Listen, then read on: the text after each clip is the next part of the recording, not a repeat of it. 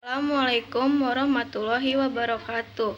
Saya dan teman-teman saya ingin mempresentasikan tentang kepemimpinan pendidikan, dan saya Nadira Isyar Putri akan membacakan pengertian kepemimpinan pendidikan, tipe kepemimpinan pendidikan, dan fungsi kepemimpinan pendidikan.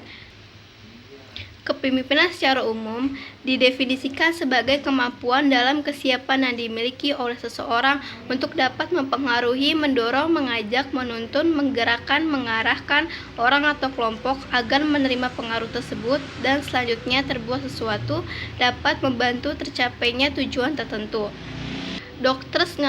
Ngalim Purwanto berpendapat bahwa kepemimpinan adalah tindakan atau perbuatan di antara perseorangan dan kelompok orang menyebabkan baik orang seorang maupun kelompok maju ke arah tujuan-tujuan tertentu.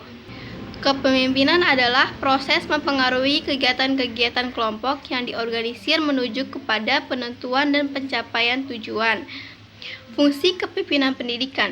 Fungsi utama pemimpin pendidik adalah kelompok untuk belajar memutuskan dari bekerja. Antara lain, yang pertama, pemimpin membantu terciptanya suasana persaudaraan, kerjasama, dan penuh rasa kebebasan.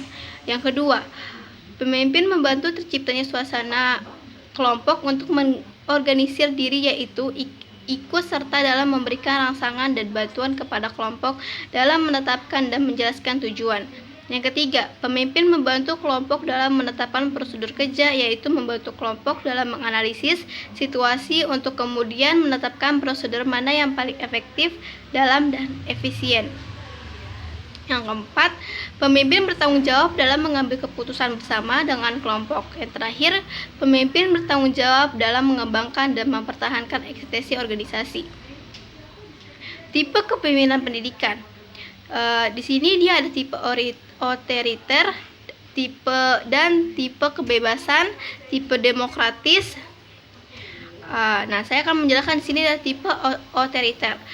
Dia ini seperti yang kita ketahui bahwa kekuasaan otoriter, gaya kepemimpinan berdasarkan pada kekuasaan yang mutlak dan penuh dalam kepemimpinan otoriter. Diktator terhadap anggota kelompok. Artinya segala ketentuan dan keputusan berada di tangan pemimpin. Yang B itu kepemimpinan bebas. Pemimpin tidak memberikan kepemimpinannya, melainkan membiarkan bawahannya berbuat sekehendaknya.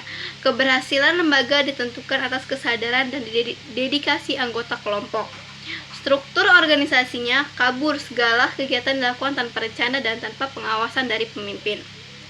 Tipe demokratis. Yang dimaksud dengan tipe kepemimpinan demokratis adalah gaya atau cara memimpin yang demokratis dan bukan karena dipilihnya si pemimpin secara demokratis.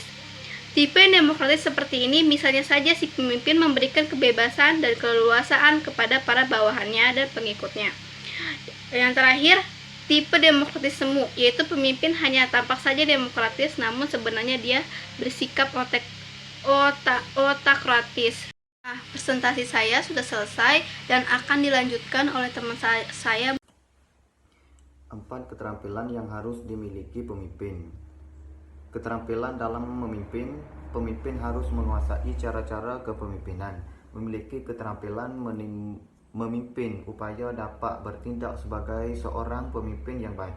Untuk itu harus memiliki kemampuan berbagai caranya, menyusun rencana bersama, mengajak anggota berpartisipasi, memberi bantuan kepada anggota kelompok, memupuk moral kelompok, bersama-sama membuat keputusan.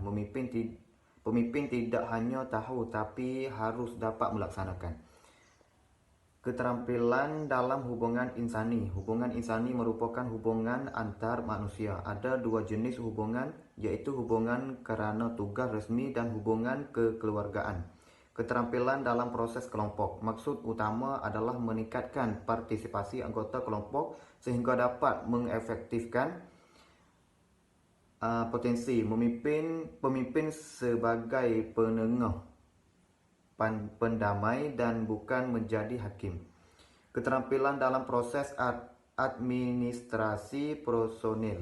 Kegiatan ini mencakup segala usaha yang menggunakan keahlian yang dimiliki petugas secara efektif. Kegiatannya meliputi seleksi, pengangkatan, penempatan, penguasaan orientasi, pengawasan, bimbingan dan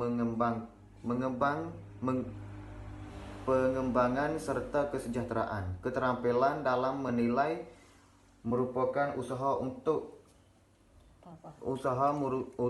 mengetahui sejauh mana tujuan sudah tercapai. Teknik ini prosedur evaluasi iaitu menentukan tujuan penilaian, menetapkan norma ukuran yang akan dinilai, mengumpulkan data-data pengolahan data, menyimpulkan hasil penilai.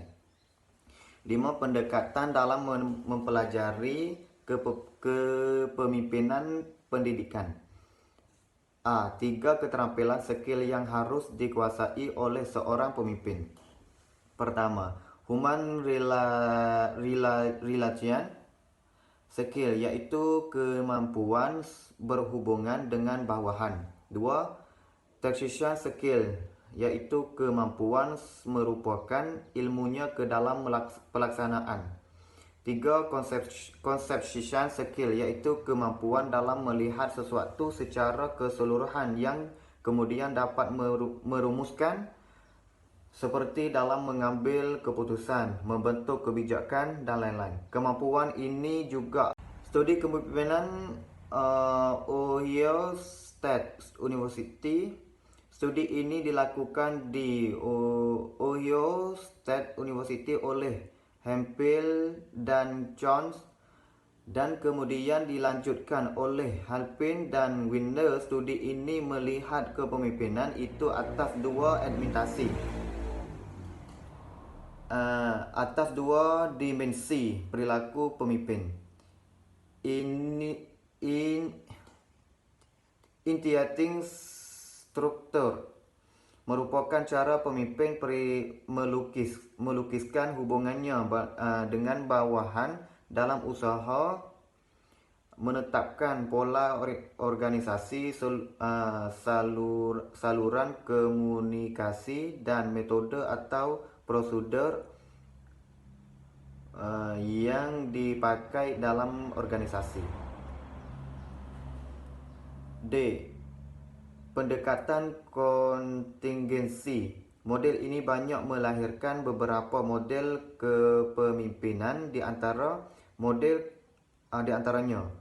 Pertama, model kepemimpinan kontingensi dikembangkan oleh Fred E. Friel. Seorang pemimpin akan sukses bila menerapkan gaya kepemimpinan yang berbeda. 2. Model kepemimpinan 3 dimensi dikemukakan oleh Will J. Rendin. Model ini dinamakan dimensional model kerana dalam mendekatannya menggunakan 3 kelompok gaya. Teori kepemimpinan situasional dikembangkan oleh Paul Hersey dan Kenneth Blanchard. Pemimpin yang efektif menggantung pada taraf kematangan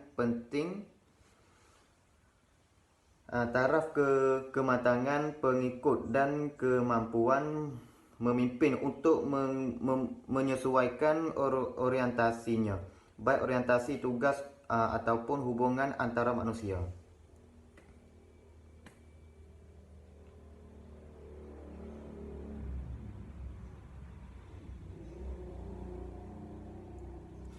Ada 4 gaya kepemimpin. Telling, perilaku pemimpin dengan tugas tinggi dan hubungan. Selanjutnya saya akan melanjutkan presentasi dari teman saya, pemimpin pendidikan. Yang disebut pemimpin pendidikan adalah orang yang memiliki kelebihan untuk mempengaruhi, mengajak, mendorong, membimbing, menggerakkan, dan mengkoordinasikan staf pendidikan lainnya ke arah peningkatan mutu pendidikan. Kepemimpinan resmi dimiliki oleh orang yang menduduki posisi dalam struktur pendidikan. Pemimpin tidak resmi bisa dimiliki oleh setiap orang yang memberikan arahan kepada perbaikan pendidikan. Model-model kepemimpinan dalam pendidikan. Yang pertama ada kepemimpinan visioner. Lee Roybich 1993 mendefinisikan visi sebagai berikut. Vision defines the ideal future, perhaps implying retention of the current cultural and the activities or perhaps implying change. Visi menggambarkan masa depan yang ideal, barangkali menyiratkan ingatan budaya yang sekarang dan aktivitas, atau barangkali menyiratkan perubahan. Terbentuknya visi dipengaruhi oleh pengalaman hidup, pendidikan, pengalaman profesional, interaksi dan komunikasi, penemuan keilmuan, serta kegiatan intelektual yang membentuk pola pikir tertentu. Gavar 1994. Yang kedua ada kepemimpinan transformasional. Kepemimpinan transformasional dibangun dari dua kata. Kepemimpinan leadership. Setiap tindakan yang dilakukan oleh seseorang untuk mengkoordinasikan, mengarahkan, dan mempengaruhi orang lain untuk mencapai tujuan. Transformasional. Mengubah sesuatu menjadi bentuk lain yang berbeda. Kepemimpinan transformasional diukur dalam hubungannya dengan efek pemimpin tersebut terhadap para pengikutnya. Model kepemimpinan transformasional perlu diterapkan dalam dunia pendidikan karena merupakan salah satu solusi krisis kepemimpinan terutama dalam bidang pendidikan. Olga Epitropika 2001 mengemukakan 6 hal mengapa kepemimpinan transformasional penting bagi suatu organisasi sebagai berikut.